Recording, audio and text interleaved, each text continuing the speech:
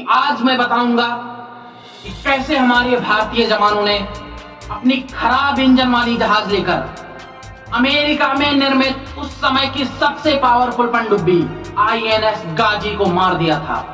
आज मैं बताऊंगा कि कैसे हमारे 120 जवानों ने बहुत कम हथियार होते हुए भी शाम को जिस टिफिन में खाना आया था उस टिफिन का यूज करके और 2800 सैनिकों को रात भर रोक के रखा था। आज मैं बताऊंगा कि कैसे हमारे 120 जवानों ने अमेरिका, ब्रिटेन और पाकिस्तान एक साथ हमारे ऊपर हमला बोले थे, लेकिन हमारे देश के वीर जवानों ने तीनों को एक साथ खदेड़ दिया था।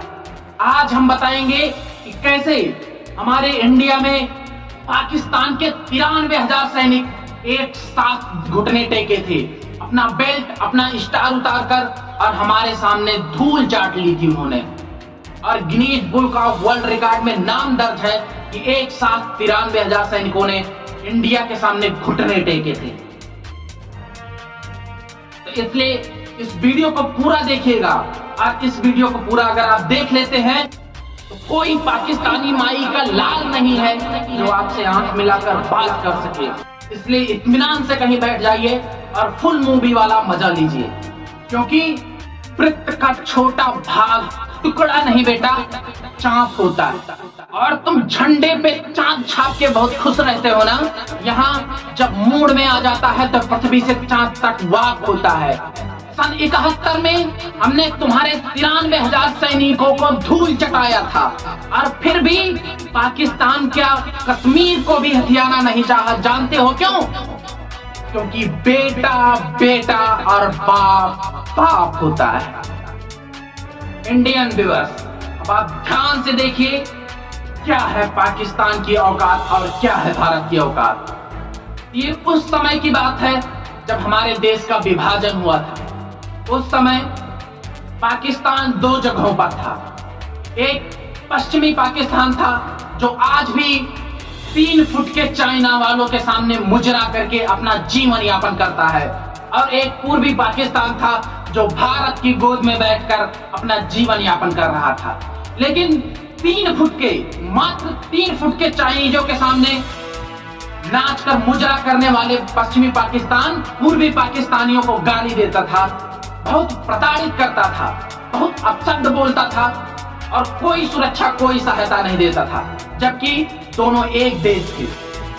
1970 में पूर्वी पाकिस्तानियों की किस्मत जाग गई, और नहले पे दहला हुआ पूर्वी पाकिस्तान से एक व्यक्ति जिसका नाम था शेख मुजीबुर रहमान, वो प्रधानमंत्री पद के लिए विजयी हो गया। मतलब चुनाव में प्रधानमंत्री पद के लिए जीत गया, और जीतने के बाद तुरंत एक टनाटन नई फॉर्च्यूनर निकाली और पश्चिमी पाकिस्तान जाने लगे शपथ लेने के लिए कि हम आज से पाकिस्तान के प्रधानमंत्री होंगे और पूर्वी पाकिस्तान को कोई कुछ नहीं कह पाएगा। लेकिन पश्चिमी पाकिस्तान की आर्मी ने शेख मुजीबुर रहमान को शपथ नहीं लेने दिया। इतना अत्याचार था, जीतने के बाद भी आर्मी ने शेख मुजीबुर रहमान को शपथ नहीं लेने दिया, और शेख मुजीबुर रहमान मजबूर होकर अपने घर वापस आ गए। उसके बाद शेख मुजीबुर रहमान ने विचार किया, और अगले साल 7 मार्च 1971 को, चुनाव तो उन्होंने 70 में जीता था, लेकिन अगले साल 7 मार्च 1971 को एक मंच लगाया पूर्वी पाकिस्तान में और ऐलान कर दिया, समस्त पूर्वी पाकिस्तान के नागरिक ध्यान दें, आज से आप जिस क्षेत्र में रहते हैं उस क्षेत्र का नाम नापाक पाक नहीं बल्कि बांग्लादेश होगा। आज से आपका एक नया राष्ट्र होगा जिसकी राजधानी ढाका होगी, और मैं मुजीबुर रहमान आपका प्रधानमंत्री रहूंगा। ये ऐलान करने के बाद ये खबर बारूद की तरह फैल गई और पाकिस्तान में धमाका सा लग गया। फिर भी वहां की आर्मी बाज नहीं आई, और 25 अप्रैल सन 1971 को शेख मुजीबुर रहमान को गिरफ्तार कर लिया और उन्हें बंदी बनाकर पश्चिमी पाकिस्तान में ले जाकर और कैद कर लिया।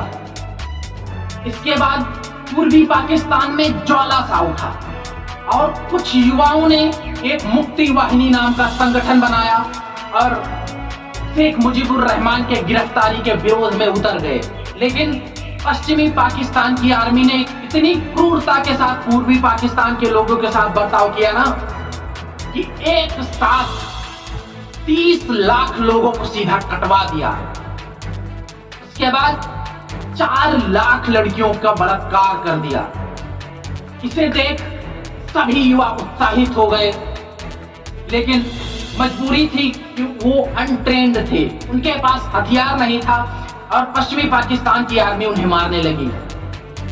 आप सोचिए, इतना बुरा हाल था उन लोगों का, इतना बुरा हाल था कि एक पिता के सामने एक बेटी की रेप करते थे और उसे भी मार कर कहते थे तू भी कर। ये हालत थी हमारे पश्चिमी पाकिस्तान भाइयों की, हमारे बांग्लादेशी भाइयों की। और इस प्रताड़ना को पूर्वी पाकिस्तानी भाई नहीं सह पाए, तो लगभग 10 लाख लोग, उस समय 10 लाख लोग पूर्वी पाकिस्तान से चलकर भारत में भाग आए कि अपनी जान बचेगी, अपनी इज्जत बचेगी तो फिर से देश मिलेगा। और इस दृश्य को देख हमारे देश की तत्कालीन प्रधानमंत्री इंदिरा गांधी जी ने तुरंत अपने सेना प्रमुख मानिक साहब को बुलाया और तुरंत कहा कि सेना प्रमुख मानिक साहब, मैं ये तुम्हें आदेश देती हूँ कि तुरंत हमारे बांग्लादेशी भाइयों पर हो रहे अत्याचार से उन्हें मुक्त कराकर एक स्वतंत्र राष्ट्र बनने का गौरव प्रदान किया जाए।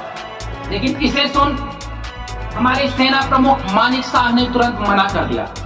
और मना करने के बाद हमारी इंदिरा गांधी जी को बड़ा सा झटका लगा। उन्होंने कहा, हाँ क्यों मना कर दिया? ये मैं तुमसे रिक्वेस्ट नहीं, आदेश दे रही हूँ। सेना प्रमुख मानिक साहब तुरंत निवेदन की अवस्था में आए और कहे, मैडम जी, ये महीना आप देख रही हैं, ये मार्च अप्रैल का महीना चल रहा है, बारिश हमारे सर पे है और अगर हम अपनी पूरी आर्मी इस समय पूर्वी पाकिस्तान में उतार देते हैं तो इधर पश्चिमी पाकिस्तान की तरफ और चाइना की तरफ हमारी आर्मी कमजोर पड़ जाएगी और शायद वो समय आ जाए कि हमारी माताओं बहनों पे भी यही अत्याचार होने लगे, क्योंकि हम उस तरफ उलझ जाएंगे इस बारिश के महीने में तो हमारी माताओं बहनों की, हमारे देश की, हमारे सामानों की सुरक्षा कौन करेगा। तब जाके हमारी इंदिरा गांधी जी को समझ में आया और उन्होंने कहा फिर हमें क्या करना चाहिए, क्योंकि हम ऐसे तो देख नहीं सकते किसी के साथ अत्याचार। तब हमारे सेना प्रमुख मानिक साहब जी ने उन्हें विचार दिया, कहा आप 2 काम करिए। पहला तो नवंबर तक जब तक ठंडी नहीं शुरू होती है तब तक इस युद्ध को रोक कर रखिए। इसी तरीके से हम युद्ध नहीं कर सकते नवंबर तक। और दूसरा काम, आप जो मुक्ति वाहिनी पूर्वी पाकिस्तान में लड़ाई कर रही है उसे अपने यहाँ बुला लीजिए और उसे हम ट्रेनिंग देंगे, साथ साथ उस एरिया में युद्ध करने के लिए तब तक हम भी ट्रेनिंग लेंगे, हम भी ट्रेंड होंगे, क्योंकि वो हमारा एरिया नहीं है, हम उस एरिया में युद्ध करने की जानकारी नहीं रखते हैं। तब तक हम अपने सैनिकों को उस एरिया में लड़ने के लिए ट्रेनिंग दे देंगे और मुक्ति वाहिनी को भी ट्रेंड कर देंगे, साथ साथ हम पूरी मदद करेंगे तब तक मुक्ति वाहिनी को लड़ने के लिए। हमारी इंदिरा गांधी जी को ये बात समझ में आई और उन्होंने मानिक साहब जी के दोनों बातों को फॉलो किया। उसके बाद इसी बीच हमारे लिए एक प्लस पॉइंट हुआ कि 5 अगस्त सन 1971 को भारत और रूस ने एक समझौते पर हस्ताक्षर कर लिया।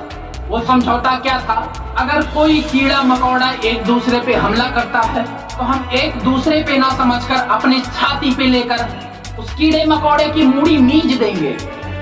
अब तो हमारा भारत देश पूरे पावर में एकदम ब्लैक कमांडो की तरफ तैयार था। मतलब हाथ में एक स्टेट गन, पूरे बेल्ट में 4-6 कट्टे और बुलेट प्रूफ हेलमेट के साथ चाकू भरी बुलेट प्रूफ जैकेट और बैकग्राउंड में टैंक रूपी रसिया को लेकर हम बिल्कुल एकदम तैयार पाकिस्तान से युद्ध के लिए। अब सिर्फ एक जरूरत थी कि युद्ध के लिए चिंगारी कहां से निकले। लेकिन हम भारतीयों के पास दिमाग था और हमने इस युद्ध को उकसाने के लिए एक दिमाग लगाया कि अपनी ज्यादा से ज्यादा आर्मी इस पूर्वी पाकिस्तान यानी वर्तमान बांग्लादेश की तरफ खड़ा कर दिया और पश्चिमी पाकिस्तान की तरफ नॉर्मल सी बहुत कम आर्मी खड़ा किया, जिससे ये खबर पाकिस्तानियों को तुरंत लग गई और चूतिया पाकिस्तानियों को लगा कि हम पश्चिमी तरफ एकदम कमजोर हो गए हैं, अब पाकिस्तान हमारे ऊपर हमला करके जीत जाएगा। अरे चूतिए, हमने उधर आर्मी कम की है, एक एक सिख लगे हैं जो ना, वो तुम्हारे 1.25 लाख से नीचे कुछ गिनते उनते नहीं है। लेकिन कौन बताने जाए भाई इनको। ये सोचे ये कमजोर हो गए हैं, अब तो हम अटैक करके दिल्ली पहुंच जाएंगे। और बदकिस्मत पाकिस्तानियों ने 4-6 जहाज लेकर भारत पे हमला कर दिया और इतना तगड़ा हमला किया, इतना तगड़ा हमला किया कि हमारे किसी सैनिक की नींद भी नहीं खुली। उस रात हमला करके ये वापस चले गए। जब सुबह हमारे सैनिक जगे तो उन्हें पता चला कोई कीड़ा मकोड़ा आया था। इसके बाद तो हम एकदम तैयार हो गए उस अटैक के लिए। अब तो हमारे ऊपर विश्व का भी कोई दबाव नहीं होगा, क्योंकि अटैक तो पहले उन्होंने किया है, हमारे ऊपर क्या दिक्कत। इसलिए अब हम तो एकदम शस्त्र अस्त्र, bulletproof jacket, helmet, tank, bomb सब लेकर तैयार थे। अटैक करना ही था कि इसी बीच पाकिस्तानियों को एक खबर लग गई कि राजस्थान में एक लोंगे वाला नाम की जगह है, जहां मात्र 120 जवान खड़े हैं और उन्हें मारकर तो हम लोंगे वाला पे कब्जा कर लेंगे।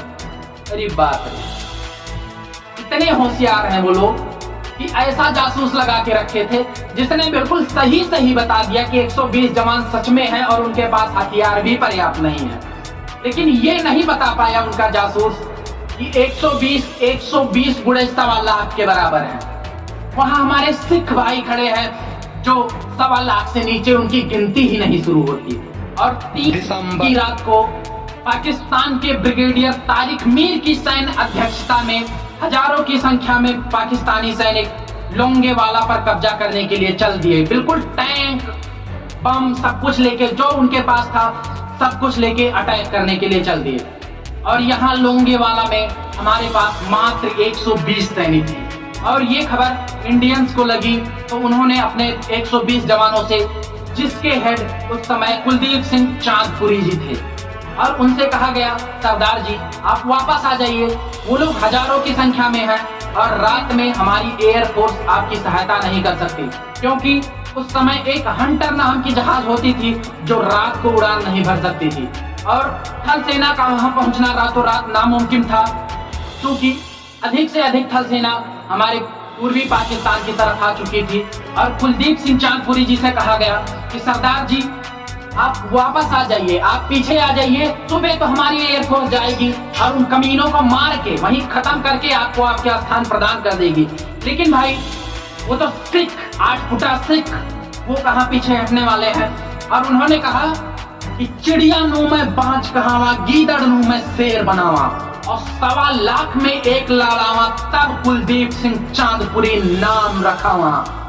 यहाँ सिख पीछे हटने के लिए नहीं खड़े हुए हैं, वो तो सिर्फ 2800 सैनिक लेके आ रहे हैं। यहाँ मैं अकेला 1.25 लाख पे भारी पड़ने वाला हूँ। फिर भी उन्हें बताया गया कि वहाँ पाकिस्तान के ब्रिगेडियर तारीफ आ रहे हैं, नहीं तारीफ नहीं, पाकिस्तान के ब्रिगेडियर तारिक मीर आ रहे हैं, इनके पास हजारों टैंक हैं, आप पीछे आ जाइए, सुबह तो उनकी ऐसी की तैसी हो जाएगी, लेकिन आप इस समय पीछे आ जाइए, रात को कैसे लड़ाई करेंगे आप। फिर भी हमारे सरदार जी ने पीछे हटने का नाम नहीं लिया। उनके पास 120 सैनिक और उन 120 सैनिकों के साथ उनकी अपनी अपनी गन और मात्र 3 माइंस थे और जीप पे लगा हुआ एक तोप था, एक छोटा सा तोप जो नॉर्मल बम फेंक सकता था। इन हथियारों के साथ साथ जो शाम को उनके पास 120 टिफिन में खाना आया था, रात को वही टिफिन बची थी उनके पास। इतने संसाधनों के बाद उनके पास कुछ भी नहीं था और उन्हें इसी 120 टिफिन, 3 माइंस और 120 बंदूक एक जीप पर लदे हुए तोप के साथ ये युद्ध जीतना था, लड़ना नहीं जीतना था, जिनके सामने पाकिस्तान के ब्रिगेडियर तारिक मीर थे। फिर भी हमारे जनरल साहब कुलदीप सिंह चांदपुरी जी ने हार नहीं मानी और रास्ते में, जिस रास्ते से उन लोग अटैक करने आ रहे थे, उस रेगिस्तान में गए और दिमाग लगाकर आगे 3 माइंस जो उनके पास थी वो तीनों लाइन से लगा दिया और उसके पीछे अपनी तरफ वो जो 120 टिफिन थी उनके पास खाने वाली, उसमें रेत और ईंटा पत्थर भर के लगा दिया लाइन से। उसके बाद जब पाकिस्तान के ब्रिगेडियर तारिक मीर आ ही रहे थे कि उनके आगे का एक टैंक ओरिजिनल माइंस पे चढ़ा और ब्लास्ट हो गया। एकदम भौकाल में आ रहे थे पिक्चर की सीन की तरह तारिक मीर। एक आगे, इसके बाद इधर इधर दोनों बगल, एक दगा की इधर बगल वाला और इस बगल वाला दोनों आके दूसरे तीसरे माइंस पे चढ़ा, तीनों धड़ाम से उड़ गए और तीनों के उड़ते ही ब्रिगेडियर तारिक मीर की सुट्टी फुट्टी बंद। उसके बाद उन्हें रोका, है रुक रहे यहाँ तो माइंस लगा के रखे हैं, अरे इंजीनियर बुलाओ इंजीनियर बुलाओ, नहीं रात यहीं बीत जाएगी। और उनके बड़े बड़े जो सबसे भारी भरकम इंजीनियर थे वो आए और भाई रात को 9 बजे शुरुआत की माइंस निकालने की और सुबह 3 बजा दिए। वही टिफिन निकालते डर के निकालते थे, अरे बाप रे हट नहीं तक जाएगा माइंस से माइंस। और था क्या? टिफिन, वही जो शाम को खाना आया था। 3 माइंस जो था वो तो 3 टैंक लेके उड़ चुका था। अब वही टिफिन निकाल रहे थे, अरे दादा हट नहीं तो दग जाएगा, ये तो माइंस है। और 6 घंटे उन्होंने बिता दिए सिर्फ वही टिफिन निकालने में। और हमारे कुलदीप सिंह चांदपुरी जानते थे कि किसी तरीके से इनको सिर्फ रात भर रुकना है। अगर ये रात भर रुक गए तो सुबह तो हमारी एयरफोर्स आएगी और इन्हें उड़ा के रख देगी, एकदम भून के रख देगी। और हमारे चांदपुरी साहब की ये रणनीति पूर्णतया सफल हुई और 6 घंटे पाकिस्तानी ब्रिगेडियर तारिक मीर सिर्फ वही टिफिन निकलवाते रह गए। और जब सुबह का 3 बज गया तब उन्हें समझ में आया, भाई ये तो खाने वाली टिफिन थी, इसके अंदर रेत भरा हुआ है। और तुरंत उन्होंने अटैक करने का आदेश दिया, अटैक करो। भाई 3 बज चुका है और तब तक जब तक तुम 6 घंटे में ना टिफिन निकाल रहे थे तब तक हमारे कुलदीप सिंह चांदपुरी जी एकदम खाली नहीं बैठे थे। उन्होंने पूरी रात रणनीति बनाई, पूरी रात दिमाग लगाया और सामने पतला सा एक नाली सा गड्ढा खोद दिया जिस तरफ से वो आ रहे थे। और उस नाली के इस तरफ अपनी तरफ 120 सैनिकों को 3 किलोमीटर में बिछा दिया। और उनके अटैक के बाद गोली इतना ताबड़तोड़ चलाई थी हमारे कुलदीप सिंह चांदपुरी जी के जवानों ने कि तारिक मीर को समझ नहीं आ रहा था कि 120 जवान हैं या 12,000। 3 किलोमीटर से धड़ाधड़ गोलियां चल रही थी। और वो हाल किया था हमारे 120 जवानों ने, वो हाल किया था कि लगभग हजारों की संख्या में लाशों का पता नहीं चला था, इतनी छलनियां हो गई थी गोलियों की। लेकिन दुर्भाग्य की बात तो ये है कि हमारे भी 2 सैनिकों की जान चली गई। अरे भाई वो 8 फुटा 6 सवा लाख के बराबर होते हैं, 2 नहीं मरे थे। वो तो गलती हो गई थी हमसे कि हमारे सिर्फ 120 जवान थे, हमारे पास हथियार नहीं थे, नहीं तो 2800 को वही भून डालते। और फिर भी इतनी गोलियां चला दिए थे हमारे कुलदीप सिंह चांदपुरी ने, इतनी गोलियां चलवा दी थी, पाकिस्तानी ब्रिगेडियर तारिक मीर एक कदम भी आगे नहीं बढ़ पाया। और देखते देखते सूर्य भगवान निकलने लगे, मतलब सुबह हो गई। और सुबह हुई कि तुरंत हमारी एयरफोर्स हंटर जहाजों को लेकर ऐसी उड़ान भरी कि आवाज में इतनी तेज गड़गड़ाहट हो रही थी, आज तक कोई बिजली इतनी आवाज नहीं की होगी। और एयरफोर्स के आने के बाद क्या हुआ ये तो मैं अपने मुंह से बखान नहीं कर पाऊंगा, आप खुद ही देख लीजिए। मतलब 3 दिसंबर 1971 को पाकिस्तानियों ने हम पे अटैक किया था लोंगेवाला पे। और 4 दिसंबर की सुबह को हमने ऐसा धोया कि उनका एक टैंक, एक गोला, एक बारूद कुछ वापस नहीं ले जा पाए। सिर्फ जो बच गए थे बेचारे वो जान बचा के भाग पाए। तारिक मीरवा तो ऐसा भागा था कसम से कि उसकी एक फोटो नहीं खींच पाए। उसके बाद हमारे सैनिक उनके टैंक पे खड़े होकर फोटो खिंचा रहे थे।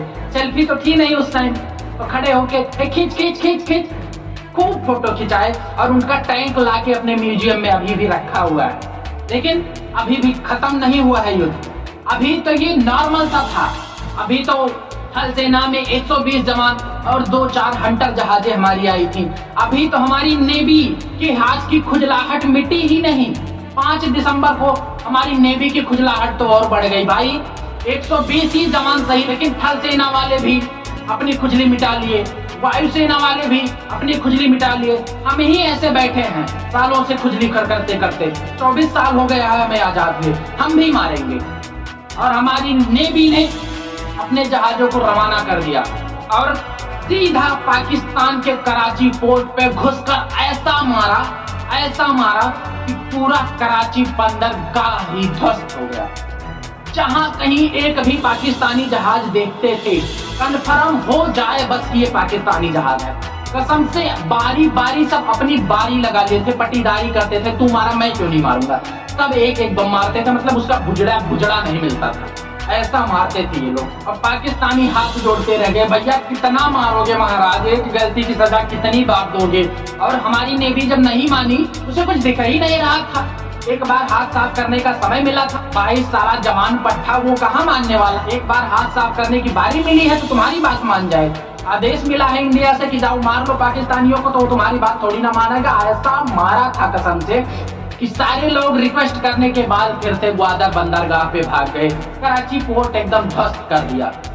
उसके बाद जब कुछ नहीं मिला मारने को तो बेचारे वापस चले आए। क्या करें, आज की खुजली पूरी तो नहीं मिट पाई, थोड़ी बहुत मिट पाई। ये तो था पूर्वी पाकिस्तान की तरफ की लड़ाई। जिस तरफ हमारी सेना कमजोर थी, जिस तरफ हमारी सेना कम थी, वो लोग घुस के और हमारे दिल्ली तक कब्जा करने वाले थे। अरे भाई, हमारी सेना उस तरफ कम खड़ी थी, इसका मतलब ये नहीं कि हम कमजोर थे उस तरफ। और तुम्हारी 4-6 जहाजें अगर भारत में घुस आई थी तो क्या मतलब, मूस मोटाई लोढ़ा होई, हाथी घोड़ा ना हो पाई, समझो। नाते पूजा ना करो। अब हम पश्चिमी पाकिस्तान के युद्ध को देखते हैं। जिस तरफ हमारी ज्यादा आर्मी युद्ध के लिए ट्रेनिंग लेकर खड़ी थी और मुक्ति वाहिनी तो अंदर इतना भयानक मार रही थी पाकिस्तानी आर्मियों को, इतना भयानक मार रही थी कि कोई जवाब ही नहीं है, क्योंकि हम लोग उसकी सहायता कर रहे थे। हमारी एयरफोर्स, हमारी आर्मी सब, और हमारा विक्रांत नाम का जो नेवल शिप था, बहुत बड़ा नेवल शिप था, उससे लड़ाकू विमान उड़ा करते थे। पूरी तरीके से मुक्ति वाहिनी का साथ दे रही थी। अब पाकिस्तानियों को खबर लग गई कि हमारी सबसे बड़ी जहाज जिसका नाम विक्रांत है वो मुक्ति वाहिनी का साथ दे रही है, और अगर हम उस जहाज को डुबो देते हैं तो पूर्वी पाकिस्तान में हमारी जीत तय है। और वास्तविकता यही थी कि उस समय अगर हमारा विक्रांत डूब जाता तो जीत शायद हमारे हाथ से निकल जाती। लेकिन हमारे पास दिमाग था, भले ही हथियार अस्त्र शस्त्र कम थे, लेकिन दिमाग तो था हमारे पास। इसी बीच पाकिस्तान ने अपने सबसे पावरफुल पनडुब्बी, जिसका नाम PNS गाजी था, मतलब पाकिस्तानी नेवल शिप गाजी, जो कि उस समय की अमेरिका से लिया गया था और विश्व चौधरी बनने वाला अमेरिका एकदम पावरफुल पनडुब्बी दिया था पाकिस्तान को हमारे खिलाफ युद्ध करने के लिए। उस समय PNS गाजी से युद्ध करने वाला, PNS गाजी को मार के डुबोने वाला हमारे पास सिर्फ एक नेवल शिप था, एक जहाज थी जिसका नाम था INS राजदूत। और दुर्भाग्य की बात कि उस समय हमारा INS राजदूत का इंजन खराब हो चुका था, जो कि विशाखापट्टनम में खड़े होकर रिपेयर हो रहा था। अब हमारे सामने बहुत बड़ी समस्या थी और PNS गाजी पाकिस्तान से हमारे विक्रांत को डुबोने के लिए चल चुकी थी। लेकिन तब भी हमारे आर्मियों ने हिम्मत नहीं हारी और दिमाग लगाया कि हमारा INS राजपूत समुद्र में कहीं जा तो नहीं सकता, लेकिन हम PNS गाजी को यही बुलाकर, अपने विशाखापट्टनम में बुलाकर मारेंगे। लोगों ने कहा अभी आएगी लेना, वो खुद आएगी मौत के मुंह में, लोग INS राजपूत हमको मार दो। तो आर्मी वालों ने कहा आप नहीं जानते हैं, हम बैलों की तरह लड़ाई सिर्फ नहीं करते हैं, हम कम हथियार में भी मार सकते हैं। 120 जवान उतनी लोगों को भगा दिए, तो आपको क्या लगता है हम PNS गाजी को यहाँ नहीं बुला सकते? क्योंकि हमारी आर्मी को पता था कि भारत में पाकिस्तान के बहुतों जासूस कुत्ते इधर घूम रहे होंगे और मैं जो चाहूंगा वो न्यूज बहुत जल्दी ही पाकिस्तान में फैल जाए। एकदम शोर मचा दिया गया कि विशाखापट्टनम से सारे मछुआरे हट जाएं, वहां जो निवासी निवास कर रहे हैं कुछ दिन के लिए अपने अपने घरों को छोड़कर कहीं दूर चले जाएं। जो नाविक अपनी नाव चलाते हैं वो अपनी अपनी नाव को लेकर दूर चले जाएं, क्योंकि विशाखापट्टनम में एक बहुत बड़ी जहाज आने वाली है जिसका नाम विक्रांत है। और ये बात सिर्फ हमारी आर्मी को पता था कि ये बात हम झूठी खबर फैला रहे हैं। और उस समय हमारे विक्रांत को थोड़ा सेफ्टी से रखा जाने लगा और यहाँ इतना तेज खबर फैली कि पाकिस्तानियों को तुरंत एक झटके में पता चल गया कि विक्रांत तो वहां नहीं बल्कि विशाखापट्टनम आ गया। और ये था हमारी प्लस पॉइंट, ये था हमारे भारतीयों का दिमाग। वहां हमारा INS राजपूत खड़ा था जो कि PNS गाजी की मौत को झोले में लेकर चलता था। और PNS गाजी विक्रांत की तरफ जाते हुए भी अपनी दिशा को मोड़ लिया और विशाखापट्टनम की तरफ आने लगा। और आने लगा, आ नहीं चुका था। हमारे INS राजपूत के रडार ने उसे जैसे देखा वो अपना कोई गोला बारूद चलाता कि हमारे INS राजपूत ने ऐसा मारा कि अंदर वो हीरो मछली की तरफ पलट गया। ये जलवा था हमारी इंडियन आर्मी का एक खराब इंजन वाली जहाज को लेकर जिसका नाम INS राजपूत था। उससे अमेरिका में निर्मित जो विश्व का चौधरी कहा जाता है उस समय हमारे खिलाफ युद्ध कर रहा था।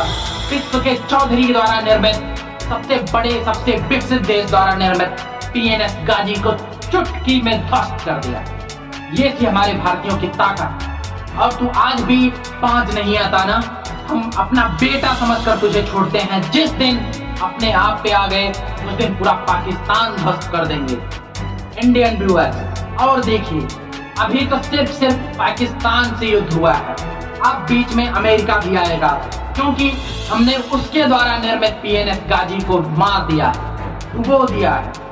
और PNS गाजी के डूबने के बाद पाकिस्तान को ऐसा झटका लगा, कसम से ऐसा झटका लगा कि एक खराब इंजन की जहाज से अमेरिका में निर्मित PNS गाजी को डुबो दिया उन लोगों ने। अरे बाप रे, अब तो ना करने लायक है इनसे युद्ध दादा, मार देंगे सब। बस पाकिस्तान वाले दौड़े दौड़े गए UNO में, अरे अब तो हम इनको वहीं से पूछवाएंगे।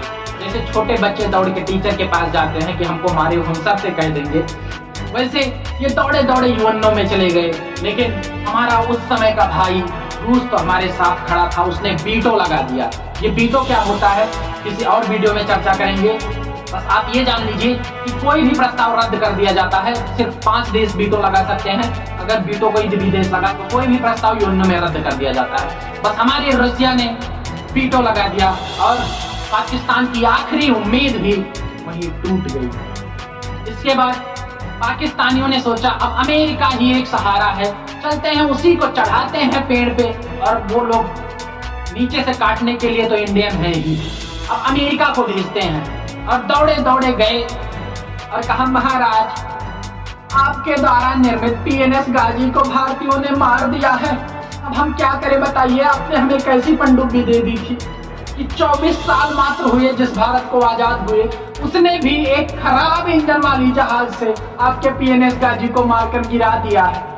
अब अमेरिका तनतना उठा, एकदम गुस्से से आग बबूला हो गया और अपना उस समय का सबसे घातक जहाज जिसका नाम 7वां बेड़ा था उसे भारत पर अटैक करने के लिए रवाना कर दिया। अब हमारी आर्मी को थोड़ी बहुत चिंता हुई क्योंकि अब युद्ध बराबरी का होने वाला था। अभी तक तो कीड़े मकोड़ों को मार रहे थे, लेकिन अब युद्ध बराबरी का होने वाला था। तब जाके हमारी इंदिरा गांधी जी को खबर सुनाया गया अमेरिका हमारे देश पर अटैक करने के लिए आ रहा है, जिसके पास 7वें बेड़े नाम का एक ऐसा जहाजों का ग्रुप है जो बहुत घातक है। इस समय में उससे ज्यादा घातक कोई और जहाज नहीं है। तब जाके हमारी प्रधानमंत्री जी थोड़ा सा सोचने पे मजबूर हुई, लेकिन उन्होंने सोचा कि एक बहन मतलब एक स्त्री अपने भाई के साथ सबसे ज्यादा सेफ महसूस करती है, ना ही उतना सेफ पिता के साथ और ना ही उतना सेफ पति के साथ। क्यों? क्योंकि पिता से तो वो खुद डरती है और पति को तो वो खुद डराती है, लेकिन एक भाई है जिसके साथ वो बराबरी से लड़ाई करके झगड़ा करके फिर भी सेफ महसूस करती है। और हमारी इंदिरा गांधी जी ने अपने भाई रसिया को याद किया और कहा भाई इस समय हमारी जान खतरे में है, अमेरिका अपना 7वां बेड़ा लेकर हमारे ऊपर अटैक करने के लिए आ रहा है। रूस ने कहा चलिए आप टेंशन क्यों लेती हैं, वो 7वां बेड़ा भेजा है, हम 40वां बेड़ा भेज रहे हैं। आप साथ लेके जाइए और अपने चारों तरफ बॉर्डर बना दीजिए हमारे 40वें बेड़े से। और इस पे ऑटोमेटिक परमाणु बम लगा है, कुछ कहने सुनने की बात नहीं है। पूरी अमेरिका को जापान बना देंगे, जीवन भर लूला लंगड़ा पैदा होंगे, इतने परमाणु बम चला देंगे। और 40वें बेड़े से हमारे INS विक्रांत के तरफ चारों तरफ घेरा बना दिया गया। उसके बाद अमेरिका की 7वां बेड़ा आया और उसको पता चला कि रूस भारत की तरफ से अपने 40वें बेड़े को लेकर तैयार खड़ा है। उसके बाद रूस ने अपनी सारी पनडुब्बियों को पानी के ऊपर खड़ा करके एकदम मनोवैज्ञानिक दबाव बनाने लगा कि सैटेलाइट से वो सारी पनडुब्बियां दिखने लगी। उसके बाद अमेरिका के भी पीछे से फटने लगी और अमेरिका के साथ साथ ब्रिटेन भी पाकिस्तान की तरफ से अपने जहाजें उतार चुका था। लेकिन ब्रिटेन ने अमेरिका को रोका, अरे रुक जा इधर रूस वाले अपना 40वां बेड़ा लगाए हुए हैं, मारा जाएगा बहुत, रुक जा। बस खाली धमकी दे, अगर वो भाग जाते हैं तब लड़ाई करेंगे, अभी तो नहीं जाने लायक है। तो अमेरिका के 7वें बेड़े से धमकी क्या आई 40वें बेड़े की तरफ कि अरे रूस तुम हट जाओ, नहीं तो हम 3-4 परमाणु बम लेके आए हैं और मार देंगे तो तुम बर्बाद हो जाओगे। तो रूस का रिप्लाई क्या आया कि तुम तो 3-4 परमाणु बम भी लेके आए हो, मैं तो परमाणु बम ही लेके आया हूँ, उसके अलावा कुछ हमारे सैनिकों ने लिया ही नहीं। और तुम 3-4 लेके आए हो, हमारे यहाँ 250 तो गिनती करके ला दे गए थे। उसके बाद हमारे सारे सैनिकों ने अपने हाथ सफाई के लिए एक रख लिया था कि ये हम मारेंगे। अरे तुम तो छोटा युद्ध करने के लिए आए थे, हम तो परमाणु बम ही लेकर आए हैं। चलो शुरू करते हैं, देखते हैं किसके पास कितना परमाणु बम है। अब तो अमेरिका और ब्रिटेन की फटी। अब ब्रिटेन ने अमेरिका से कहा भाग चल भाई, इस समय भारत बहुत आक्रामक रूप ले लिया है, मार देगा हमको भी, भाग चल। अरे बाप रे, तो रूस को बना लिया है, वो भी उसके साथ 250 परमाणु बम। अमेरिका और ब्रिटेन की जहाजें वापस चली गई। अब पाकिस्तान को नींद ना रहा, इतना टेंशन हो गया कि रात नींद नहीं आने लगी। और हमने अपने INS विक्रांत को एकदम एडवांस कर दिया, एकदम फोर्स लगा दिया, अपने INS विक्रांत पे एडवांस फोर्स लगा दिया। ये लोग खाना पानी भी अपने पूर्वी पाकिस्तान में जो सैनिक भेजे थे उनको नहीं पहुंचा पाने लगे। और वहां मुक्ति वाहिनी को तो हमने ट्रेन कर दिया था और हमारी एयरफोर्स और आर्मी उनका साथ दे रही थी। वो लोग दौड़ा के मार रहे थे जो पूर्वी पाकिस्तान में पश्चिमी पाकिस्तान से आकर अत्याचार कर रहे थे आर्मी को। इसके बाद हमारे लिए सारे द्वार खुल गए। अमेरिका भी वापस जा चुका था, ब्रिटेन भी वापस जा चुका था और पाकिस्तान के पास भी कुछ नहीं बचा था युद्ध करने के लिए। बस वही लाखों की संख्या में सैनिक जो पूर्वी पाकिस्तान में थे उन्हें ही मारना था। फिर भी हमारी आर्मी ने दिमाग लगाया कि क्या पता पूर्वी पाकिस्तान में युद्ध कर रहे सैनिकों के पास कोई बड़ा हथियार हो, हम लोग फिर भी पीछे हट जाएं। अब तो पॉसिबल नहीं है, लेकिन क्या ही पता हमारे 1-2 जान मान को खतरा हो जाए, क्योंकि हमारा एक सैनिक 1.25 लाख के बराबर। तो इसकी जानकारी लेने के लिए हमारी एयरफोर्स ने 5000 सैनिकों को हेलीकॉप्टर से बांग्लादेश के ढाका में एयर ड्रॉप करा दिया। और ये रियल सैनिक नहीं थे, मात्र पैरे से बना, कूड़े कबाड़े से बना कपड़ा पहनाया हुआ पुतला। 5000 पुतलों को एयर ड्रॉप ढाका में कराया और ये खबर इतनी तेज फैली कि भारत 5000 आर्मियों को एयर ड्रॉप करा रहा है। पहले से ही मुक्ति वाहिनी हमारे दम कर रखी है, उसके बाद भारत भी 5000 सैनिकों को उतार रहा है। अब हम कहां जाएंगे? और गली घर नहीं बचा, कोई कोना नहीं बचा जहां की पूर्वी पाकिस्तान में पश्चिमी पाकिस्तान की आर्मी छुपने नहीं लगी।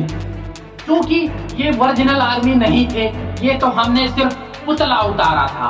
और इस पुतले की खबर BBC न्यूज ने इतनी जबरदस्त तरीके से छापी कि एक बच्चा पाकिस्तान का जान गया कि अब तो हम नहीं बचने वाले। अब तो नींद नहीं आ रही थी बेचारों, भूख नहीं लग रही। और ये मनोवैज्ञानिक दबाव हमारे भारतीय आर्मी को पता चल गया कि जब पुतले से ये लोग इतना डर रहे हैं और जब हमारी एयरफोर्स को पाकिस्तानियों के औकात का पता लगा तो सीधा अटैक करने का प्लान बनाया। और 16 दिसंबर के दिन पाकिस्तान के जो गवर्नर थे, गवर्नर ही रहे होंगे ना, क्योंकि पूर्वी पाकिस्तान पाकिस्तान का एक राज्य ही होता, तो उसके हेड जो गवर्नर थे उनके घर पे हमला कर दिया हमारी एयरफोर्स ने, और घर एक ही बम में ऐसे तबाह हुआ कि उसका ईंट ना मिलने वाला था।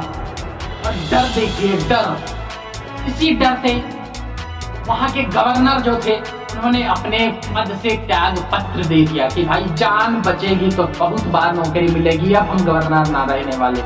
और अटैक करने के बाद हमारी आर्मी ने उनके ब्रिगेडियर से कहा कि तुमको आधे घंटे का समय दिया जाता है, अगर इस आधे घंटे में तुम अपने आप को हमारे हवाले कर देते हो तो तुम्हारे जान को बख्श दिया जाएगा, और अगर नहीं करते हो तो गवर्नर साहब का घर देख लो, ऐसे बीन बीन के तुमको उड़ा दिया जाएगा। क्योंकि उनके पास अब कोई रास्ता नहीं बचा था, हमारी आर्मी ने दौड़ा दौड़ा के मारा था, तो उन्होंने अपने आप को सरेंडर कर दिया और हाथ जोड़कर सामने लेट गए। अपनी बेल्ट उतारी, अपने स्टार उतारे, अपनी टोपी उतारी, अपने बंदूक फेंक दिए और हाथ जोड़ जोड़ के ऐसे सब लोग एकदम सरेंडर बोल दिए। 93,000 सैनिक, सोच लीजिए 93,000 सैनिक दुनिया में पहली बार था, और आज तक अभी तक कोई सरेंडर नहीं किया है। 93,000 सैनिक एक साथ, और Guinness book of world record में नाम दर्ज हो गया कि एक साथ 93,000 सैनिकों ने इंडिया के सामने घुटना टेक दिया, धूल चाटी। ये था हमारी आर्मी का जलवा। और वहां के ब्रिगेडियर ने सिग्नेचर किया कि हम आपके सामने सरेंडर करते हैं। ये था हमारी आर्मी का जलवा। इसके लिए हम अपने देश के आर्मी भाइयों को सल्यूट करते हैं। और आप सभी हमारे साथ बोलिए, भारत माता की जय। और इंडियन व्यूअर्स, आज तक मैं लगभग 5 महीने वीडियो बनाते हो गया, किसी वीडियो पे ये नहीं बोला हूं कि हमारे जीएस डिस्कवरी चैनल को सपोर्ट करिए, हमारे जीएस डिस्कवरी चैनल को लाइक करिए, सब्सक्राइब करिए, लेकिन आज हमारे जाबाज आर्मी भाइयों के लिए एक लाइक तो बनता है। पाकिस्तानी इस वीडियो को डिसलाइक जरूर करेंगे, लेकिन आज मैं देखूंगा कि किस में दम है, लाइक ज्यादा आता है या डिसलाइक। और इस वीडियो को इतना शेयर कर दीजिए ना, इतना शेयर कर दीजिए कि पक्का हर एक पाकिस्तानी तक पहुंच जाए। और सीमा हैदर के पास अगर ये जाए, वो जरूर जो जो उनके रिलेटिव हैं उनके पास जरूर भेजेंगे वीडियो, क्योंकि उन्हें भी तो पता चले कि हमारी भारत की आर्मी में क्या दम था। उन्हें ये सब नहीं बताया जाता होगा, अपनी बुराई कोई नहीं बताता है, तो उन्हें भी ये सब नहीं पढ़ाया जाता होगा। कम से कम वहाँ की युवा तो जाने कि हमारी आर्मी किस लायक थी, और 2800 लोगों ने मिलकर 120 लोगों से मुंह छुपाकर भाग आए थे। इसी के साथ मिलते हैं अगले वीडियो में, तब तक के लिए